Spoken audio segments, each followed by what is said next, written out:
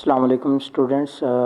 आज हम question number 4 को कर रहे हैं। एक्सरसाइज 2.6 है। Solve the non homogeneous system of linear equations by using Gauss elimination method. Last time हमने गॉस जॉर्डन मेथड पढ़ा था, आज हम पढ़ रहे हैं गॉस एलिमिनेशन मेथड को। यानी हमें system of linear equation given है, तो इसको हमने सॉल्व करना है, एक्स वाई जेड की वैल्यू फाइंड करना है।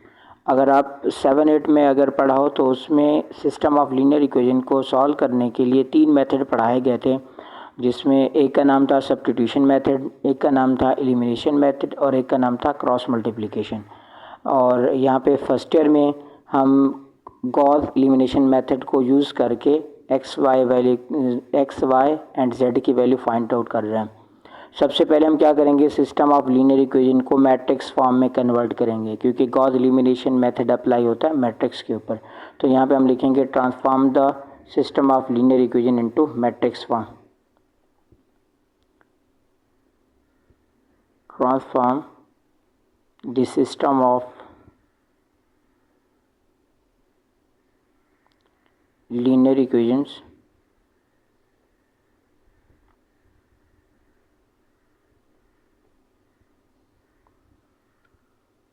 Into matrix form. Matrix form कौन सी होती है? A X is equal to B. A का मतलब है कोफिशिएंट मैट्रिक्स, एक्स का नाम है वेरिएबल मैट्रिक्स और बी का नाम है कांस्टेंट मैट्रिक्स। इसको कोफिशिएंट मैट्रिक्स इसलिए कह रहे हैं क्योंकि यहाँ पे हम कोफिशिएंट लिखेंगे। तो यहाँ पे देखें एक्स का कोफिशिएंट क्या है, -1, वो लिख देंगे। फिर उसके नीचे एक्स का कोफिशिएंट 1, वो लिख देंगे। एक्स का कोफिशिएंट -3, तो यहाँ पे -3 लिख देंगे। ये एक्स साइड है। वाई साइड की बारी है।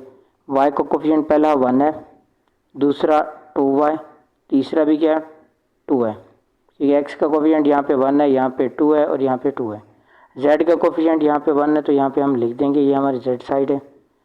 और यहाँ पे जेड वाली कोई टर्म नहीं है, जब टर्म नहीं है उसकी जगह हम क्या लिख देंगे, 0 लिख देंगे। उसके बाद यहाँ पे जेड का कोफिशिएंट -1 है, तो यहाँ पे लिख देंगे -1। अच्छा, ये हमारे कोफिशिएंट मैट्रिक्स कंप्लीट होगी। उसके साथ हम लिखेंगे वेरिएबल मैट्रिक्स, क्योंकि 3 वेरिएबल हैं, एक्स वाई और जेड है, तो हम यहाँ पे लिख देंगे x y z is equal to. उसके बाद हम लिखेंगे राइट साइड पे कोफिशिएंट कांस्टेंट मैट्रिक्स है, क्योंकि ये कांस्टेंट एलिमेंट है 0, 5, -2, तो इसलिए हमने इसका नाम दिया हुआ है कांस्टेंट मैट्रिक्स 0, 5, -2। तो पहले स्टेप हमारा क्या होता है, सिस्टम ऑफ लीनियर इक्वेशन को कन्वर्ट करते हैं किसमें, मैट्रिक्स फॉर्म में, क्योंकि हमें यहाँ पे अप्लाई करना है एलिमिनेशन मेथड को। अच्छा, उसके बाद एक और मैट्रिक्स हम बनाते हैं जिसका नाम है ऑगमेंटेड मैट्रिक्स। तो यहाँ पे हम लिखते हैं ए स्मॉल बी। इसका मतलब ये कि ए मैट्रिक्स के अंदर हमने बी को मर्ज कर देना है, ए मैट्रिक्स के अंदर इस बी को भी मर्ज कर देना है। तो पहले हमारे पास 1, 2, 3 कॉलम बन रहे, तो ये लिखेंगे तो 4 कॉलम बन जाएंगे। तो यहाँ पे आ जाएगा -1, उसके बाद नीचे आ जाएगा 1, -3 आ जाएगा, 1, 2, 2, 1, 0, -1 आ जाएगा और आखिरी चौथा कॉलम हमारे पास बन जाएगा 0, 5, -2 आ जाएगा। तो ये हमारे पास ऑगमेंटेड मैट्रिक्स बन गई ए बी के फॉर्म में। इसके ऊपर हमने अप्लाई करना है गॉस एलिमिनेशन मेथड को। अच्छा, गॉस एलिमिनेशन मेथड क्या कहता है कि पहली रो में पहला नंबर 1 होना चाहिए और उसके दोनों नीचे क्या होना चाहिए, 0। और दूसरी रो में दूसरा नंबर क्या होना चाहिए, 1 और उसके नीचे भी क्या होना चाहिए, 0। और तीसरी रो में यहाँ पे क्या होना चाहिए, 1। यानी मैं यहाँ पे डॉट लगा रहा हूँ, यहाँ पे हमें पहली रो में फर्स्ट नंबर 1 चाहिए और उसके बाद सेकंड रो में यहाँ पे हमें 1 चाहिए और थर्ड रो यहाँ पे हमें क्या चाहिए, 1। इस तरह यहाँ पे 1, यहाँ पे भी 1 और यहाँ पे 1। बाकी ये वाले इस 1 के नीचे ये वाले दोनों 0, इस 1 के नीचे सिर्फ ये 0 और यहाँ पे 1, ऊपर वाले 0 नहीं होने चाहिए। ये गॉस एलिमिनेशन मेथड है। तो अच्छा, इसके लिए हम अप्लाई करते हैं रो ऑपरेशन को। उसके लिए हम क्या कर सकते हैं, किसी भी 2 रो को इंटरचेंज भी कर सकते हैं या 2 रो को सबट्रैक्ट भी कर सकते हैं। तो अगर हम रो 1 और रो 2 को इंटरचेंज कर देंगे तो ये 1 ऊपर आ जाएगा, तो हमारा काम भी हो जाएगा। अगर ये -1 है तो इसको 1 बनाना होगा प्लस का। तो हम यहाँ पे लिखते हैं, यहाँ पे हम अप्लाई कर रहे हैं रो ऑपरेशन को। यहाँ पे हम लिखेंगे रो ऑपरेशन की, हम रो ऑपरेशन कर रहे हैं। और उस साइड पे हम लिखेंगे, यहाँ पे रीज़न देंगे हम क्या कर रहे हैं। तो इस यहाँ पे हम क्या कर रहे हैं, रो 1 और रो 2 को इंटरचेंज कर रहे हैं। तो इंटरचेंज करने के लिए हम यहाँ पे एरो का सिंबल बना देते हैं दोनों तरफ। तो यहाँ पे रो 1 और रो 2 दोनों को हम इंटरचेंज कर रहे हैं। तो रो 1 ऊपर आ जाएगा, यहाँ पे आ जाएगा 1 2 0 5, और उसके बाद जो पहली वाली रो है वो नीचे आ जाएगी, माइनस का 1 1 1 0, और नीचे वाला हमारे पास क्या आ जाएगा, माइनस का 3 2 माइनस का 1 माइनस का 2। अच्छा, अब उसके बाद क्या करते हैं, क्योंकि हमारे पास पेज खत्म हो गया, फिर हम इसके नेक्स्ट पेज पे लिखते हैं। अच्छा, उसके बाद अब क्या करेंगे कि हमारे पास 1 तो यहाँ पे आ गया, ये वाला भी 0 होना चाहिए और ये वाला भी क्या होना चाहिए, 0। देखें, अगर दोनों नंबर अपोजिट हैं, जिस तरह ऊपर का प्लस का 1 है और नीचे वाला क्या है, माइनस का 1 है, तो जस्ट हम अगर ऐड भी कर देंगे तो नीचे वाला क्या हो जाएगा, 0। माइनस का 1 प्लस का 1 0 हो जाएगा। और अगर हम इसकी बात करें, ये नंबर बड़ा है, तो हम पहले इस 1 को मल्टीप्लाई करेंगे इस जैसा बनाने के लिए। तो 1 को मल्टीप्लाई करेंगे 3 के साथ, तो वो प्लस का 3 हो जाएगा और ये माइनस का 3 हो जाएगा, तो ये भी आंसर क्या हो जाएगा, 0। तो यहाँ पे मैं ऑपरेशन लेकर हूँ ताकि आपको समझ में आ जाए कि हम करेंगे क्या इसके अंदर। तो ये इस साइड पे रो ऑपरेशन लिखते रहना है ताकि हम रो ऑपरेशन यहाँ पे यूज़ कर रहे हैं। तो हम यहाँ पे क्या लिखते हैं कि पहले चेंजिंग किसके अंदर करेंगे, रो 2 के अंदर। तो यहाँ पे हम लिखेंगे रो 2 R2 और उसके बाद प्लस यहाँ पे क्या आ जाएगा R1, कि रो 2 के अंदर रो 1 को ऐड कर देंगे। जब -1 के अंदर प्लस ऐड करेंगे 0 हो जाएगा। जिसके अंदर चेंजिंग करनी हो तो उसका नाम पहले लिखते हैं। फिर उसके बाद हम लिखेंगे यहाँ पे रो 3 और उसके बाद लिखेंगे +3, यहाँ पे लिखेंगे R1, यानी रो 1 को पहले 3 से मल्टीप्लाई करेंगे, इसमें ऐड करेंगे 0 हो जाएगा। जिसके अंदर चेंजिंग नहीं करनी उसको पहले लिख दो। यहाँ पे आ जाएगा 1 2 0 5 आ जाएगा। और उसके बाद हमने क्या करना है, यहाँ पे देखें 1 को और इसमें ऐड कर दीजिए, माइनस का 1 प्लस का 1 क्या हो जाएगा, 0। 1 + 2 3, 1 + 0 1, 0 + 5 5 आ जाएगा। यानी दोनों रो को हमें क्या करना है, ऐड करना है। 0 में 5 ऐड करेंगे तो 5 आ जाएगा, 0 + 1 1 हो जाएगा, 2 + 1 3 हो जाएगा, माइनस का 1 प्लस का 1 0 हो जाएगा। अब इसको पहले इसके हर नंबर को मल्टीप्लाई करेंगे 3 के साथ। रो 1 के हर नंबर को 3 से मल्टीप्लाई करेंगे और इसमें ऐड कर देंगे। 3 1 3, माइनस का 3 प्लस का 3, आंसर क्या हो जाएगा, 0 हो जाएगा। फिर 2 3 क्या हो जाएगा, 6 को ऐड करेंगे 2 में तो क्या आ जाएगा, 8 आ जाएगा। फिर 0 को जैसे मल्टीप्लाई करें 0 होता है, 0 और -1 तो यहाँ पे माइनस का 1 हो जाएगा। 5 3 क्या हो जाएगा, 15 15 में 2 ऐड करेंगे, माइनस का 2 ऐड करेंगे तो यहाँ पे आंसर क्या आ जाएगा, 13 आ जाएगा। अच्छा, अब उसके बाद यहाँ पे तो 1 गया, नीचे 2 0 भी हैं जी, यहाँ पे हमें 1 चाहिए और यहाँ पे क्या लिखा हुआ है 3। देखो, अगर किसी नंबर की जगह हमें 1 चाहिए उसी पे डिवाइड कर दें, तो यहाँ पे 3 है तो 3 पे क्या कर दें, डिवाइड कर दें। किसको, पूरी रो को, रो 2 को। तो यहाँ पे हम ऑपरेशन लिखेंगे कि हम रो 2 को हम डिवाइड करें। तो यहाँ पे लिखेंगे 1/2 और यहाँ पे क्या लिख देंगे, R2। अच्छा देखिए, यहाँ पे मैंने तो डिवाइड करना था लेकिन मैंने इस तरह क्यों लिखा, क्योंकि रो ऑपरेशन के अंदर हम मल्टीप्लाई नहीं कर सकते, किसी भी रो को मल्टीप्लाई नहीं कर सकते। तो हमने यहाँ पे क्या कर दिया, डिवाइड कर दिया। यानी रो 2 को हमने कुछ इस तरह लिखा 1/2। 1 तो कुछ नहीं है, इसका मतलब है रो 2 को 2 पे डिवाइड कर रहे हैं। तो यहाँ पे हम पहली रो को दोबारा लिख देंगे, 1 2 0 5 आ जाएगा। नीचे इसको 3 पे डिवाइड करेंगे, 0 को 3 पे डिवाइड करेंगे 0, 3 को 3 पे डिवाइड करेंगे 1 और 1 को 3 पे डिवाइड करेंगे तो ये आ जाएगा 1/3 और 5 को 3 पे डिवाइड करेंगे तो ये आ जाएगा 5/3। फिर नीचे वाला हमारे पास आ जाएगा 0, यहाँ पे 0 हो जाएगा और इस जगह पे 8 आ जाएगा और यहाँ पे माइनस का 1 और यहाँ पे आ जाएगा 13। अच्छा, अब उसके बाद क्या करना है, यहाँ पे तो 1 बन गया, इस 1 के नीचे क्या होना चाहिए, 0 होना चाहिए। तो इसके लिए हम क्या करेंगे, इसको पहले मल्टीप्लाई करेंगे 8 के साथ ताकि इस जैसा बन जाए। जब ये भी 8 बन जाएगा और ये भी 8 है तो प्लस करने से तो ये तो 16 बन जाएगा। अगर हम पहले 1 को 8 से मल्टीप्लाई करेंगे 8 हो गया, तो इसमें ऐड करेंगे तो 16 हो जाएगा। तो हम यहाँ पे ऐड नहीं करेंगे बल्कि यहाँ पे हम क्या करेंगे, सबट्रैक्ट करेंगे इसमें से इसको। तो यहाँ पे हम दोबारा लिखेंगे रो ऑपरेशन और इसके अंदर हम क्या कर रहे हैं, यहाँ पे हम लिखेंगे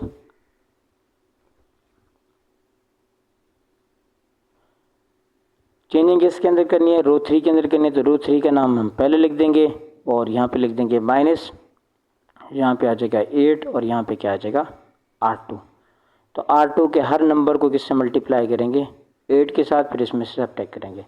जिसके अंदर चेंजिंग नहीं करनी उसको दोबारा लिख दो, 1 2 0 5 वैसे, 0 1 1/3 5/3 वैसे आ जाएगा। और बाकी हमारे पास यहाँ पे 0 भी ऐसे आ जाएगा।